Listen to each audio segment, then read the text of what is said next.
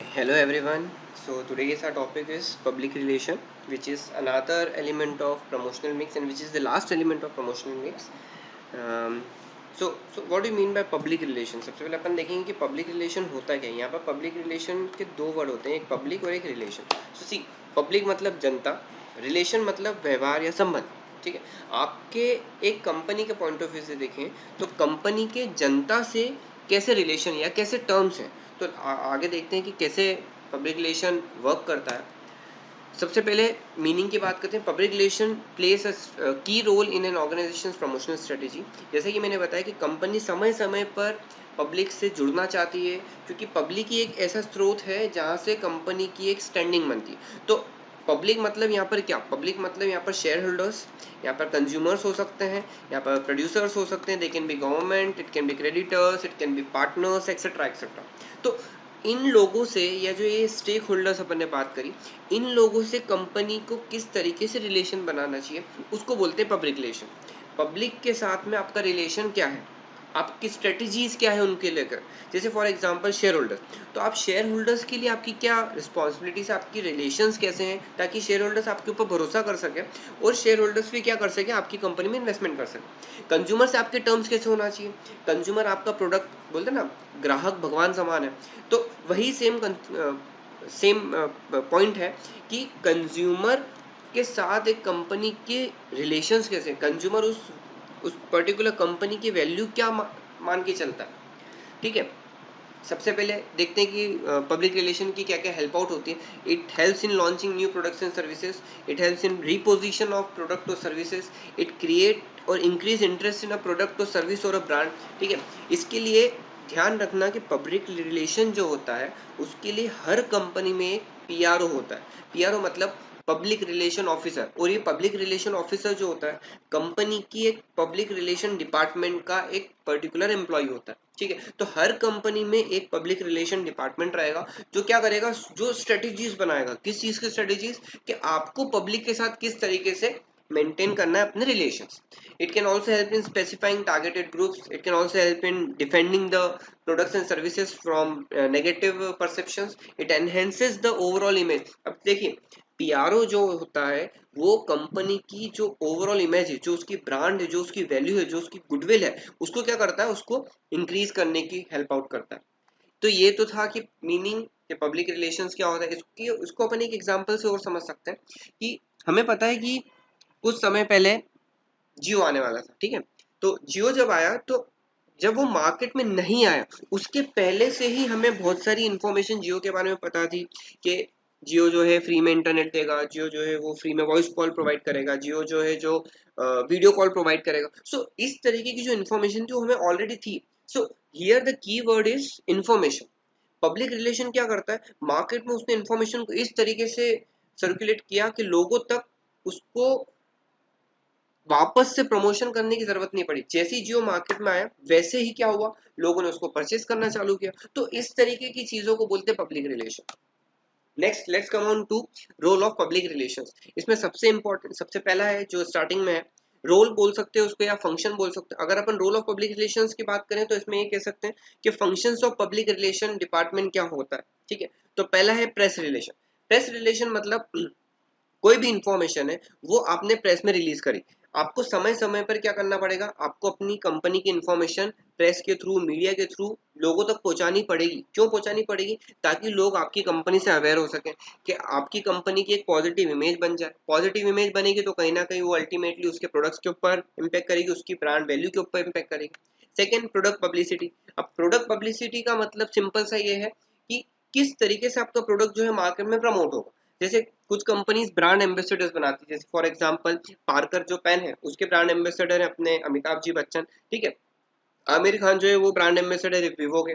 तो इस तरीके से क्या हो रहा है, कुछ ना कुछ एक एक चर्चित फेज जो है वो कंपनी से जुड़ चुका होता है और उस पर्टिकुलर कंपनी के प्रोडक्ट को वो मार्केट में क्या कर रहा है, अपने लेवल पे प्रमोट कर रहा है. तो इससे क्या हो रहा है, जैसे फॉर एग्जांपल प्यूमा जो है, Puma is in partnership with Virat Kohli.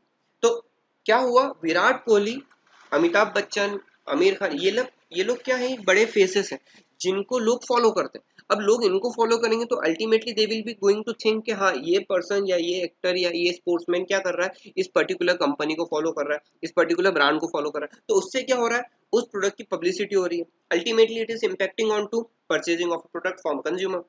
Second या sorry third, corporate communication. Corporate communication means, इसका सबसे बेस्ट एग्जांपल समझिए कि फॉर एग्जांपल एक कॉन्टेस्ट शो होता है, ठीक है, कॉन्टेस्ट शो में वो एक कंपनी कराती है कॉन्टेस्ट शो, उस कंपनी के मालिक जो है, लेट्स से रिलायंस कंपनी ने कॉन्टेस्ट शो कराया, और उनसे उस कॉन्टेस्ट शो में अनाउंस किया गया कि जो भी जीतेगा, जो भी विनर होगा, उसको जब प्राइजेस दिए जाएंगे, जब अवार्ड्स दिए जाएंगे, तो उस समय पे कंपनी के चेयरपर्सन श्री मुकेश जी अंबानी वो आएंगे और उसको पर्टिकुलर पर्सन को या विनर को हाथ से, अपने हाथ से ट्रॉफी देंगे। तो जब वो आए, उन्होंने ट्रॉफी दी, ट्रॉफी देने के बाद उन्होंने एक स्पीच दी, तो लोग क्या हुए, उस स्पीच से क्या हुए, लोग आकर्षित हुए, अट्रैक्ट हुए कि भाई यार इतने बड़े लेवल का जो पर्सन है, टॉप लेवल का जो पर्सन है, वो इससे छोटे छोटे कॉन्टेस्ट में आ रहा है, तो कहीं ना कहीं एक कंपनी की जो इमेज है वो बिल्डअप होगी, ठीक है।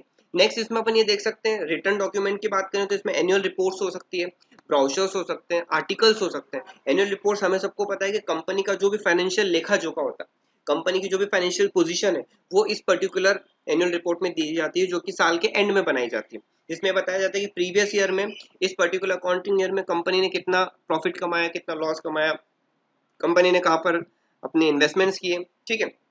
Next, lobbying. लॉबिंग को सिर्फ इस तरीके से समझिए, कभी ना कभी गवर्नमेंट जो है डायरेक्टली और इनडायरेक्टली किसी ना किसी कंपनी को या किसी ना किसी इंस्टीट्यूट को या किसी ना किसी फर्म को कहीं ना कहीं क्या करती है, इन्फ्लुएंस करती है। तो इन्फ्लुएंस करने की वजह से क्या हो रहा है कि वो कंपनी भी कहीं ना कहीं क्या हो रही है, इफेक्ट हो रही है। तो कंपनी चाहती है कि मैं गवर्नमेंट के साथ एक हेल्दी और एक फेयर रिलेशन बनाकर रखूं, जिससे कि मुझे कोई तकलीफ ना हो। तो इस केस में क्या होता है कि जो लॉबिंग है, जो पर्टिकुलर पीआरओ रहता है, वो गवर्नमेंट के ऑफिशियल्स के साथ, मिनिस्ट्रीज के साथ, डिपार्टमेंट्स के साथ लॉबिंग करता है कि हमारी कंपनी की रिक्वायरमेंट ये है, हमारी कंपनी को इस तरीके से इस एनवायरनमेंट में जूझना है। जैसे फॉर एग्जांपल अभी जैसे फॉर एग्जांपल पेंडेमिक चल रहा है और कोरोना वायरस, तो इस केस में क्या हो रहा है, कुछ कंपनी वर्सली तरीके से इफेक्ट हो रही है, तो कंपनीज ने अपने सिपे सलाहकारों को, कंपनीज ने गवर्नमेंट्स तक पहुंचाया, उनसे बोला कि हमें इनडायरेक्टली इस चीज का ये इफेक्ट हो सकता है, हमें डायरेक्टली इस चीज का ये इफेक्ट हो। तो इस तरीके से क्या हो रहा है, गवर्नमेंट उनकी बातें सुन भी रही है, उनसे एक फेयर रिलेशन बनाने की कोशिश कर रही है। Next, counselling. Counselling means playing with the mindset of a people. See, लोग सोचते हैं, लोग हमेशा ये देखते हैं कि कहीं ना कुछ प्रोडक्ट किसी ना किसी सोशल इश्यूज से अगर जुड़ा होता है, सम उस पर्टिकुलर प्रोडक्ट में कुछ वैल्यूज होती है, जैसे फॉर एग्जांपल आईटीसी। आईटीसी अपने प्रोडक्ट्स के साथ, आईटीसी में भी क्लासमेट अपने प्रोडक्ट्स के साथ बोलता है कि आपके परचेज करने के बाद इसमें से जो 1 रुपया है, वॉट एवर इट इज, जो भी कंसर्न मॉनेटरी अमाउंट है, वो अमाउंट गर्ल्स एजुकेशन के लिए दिया जाए।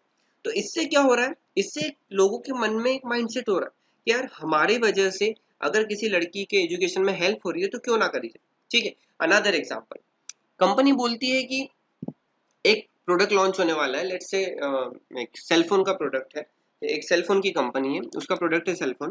तो कंपनी बोलती है कि इसको आप फोन करके मत बेचो, आप ऐसे बेचो कि ये भारत का फोन। भारत का फोन मतलब एक उसके साथ एक पेट्रियोटिक फीलिंग जुड़ गई, ठीक है।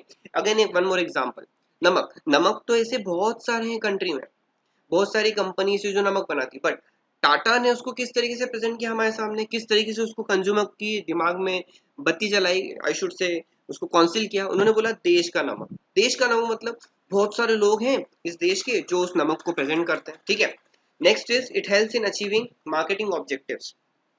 अब मार्केटिंग ऑब्जेक्टिव सिंपल सीधी सी बात है, ऊपर की जो हमने 5 पॉइंट्स देखे, from press release to counselling, अगर ये पॉइंट्स अच्छे तरीके से मेंटेन होते हैं, अगर कोई भी कंपनी इन फंक्शंस को अच्छी तरीके से मेंटेन करती है, तो कहीं ना कहीं वो क्या होगी, वो मार्केटिंग के जो ऑब्जेक्टिव्स हैं उसको कंसिडर करने की कोशिश करेगा। It helps in building awareness. Obvious ये बात है, प्रोडक्ट पब्लिसिटी, कॉर्पोरेट कम्युनिकेशन कहीं ना कहीं उस पर्टिकुलर कंपनी की जो अवेयरनेस है कंज्यूमर के प्रति वो बढ़ाएगी। बिल्डिंग क्रेडिबिलिटी, लोगों को लगेगा कि नहीं यार कंपनी इतनी बड़े पैमाने पर पब्लिक के सामने इंटरेक्ट कर रही है, तो कहीं ना कहीं इसके जो प्रोडक्ट होंगे वो कहीं ना कहीं क्या होंगे, बहुत अच्छे होंगे। Next, it stimulates sales force. इसका एक छोटा सा एग्जांपल समझते हैं। फॉर एग्जांपल अपन लेते हैं कैडबरी डेयरी मिल्क सिल्क, ठीक है। अब कैडबरी डेयरी मिल्क सिल्क का एक बीच में बहुत एक अजीब तरीके का एडवर्टीजमेंट आया था, अजीब नहीं बोल सकते उसको, बोल सकते हैं अपन कि बहुत अच्छा एडवर्टीजमेंट आया था, जो उसमें ये एडवर्टीजमेंट में ये था, जब मार्केट में वो प्रोडक्ट आया ही ना, तो उन्होंने बोला कि वैलेंटाइंस डे के समय पर एक सिल्क लॉन्च करेंगे, या उसके पहले एक सिल्क आएगी जिसमें एक दिल शेप का एक चॉकलेट रहेगी।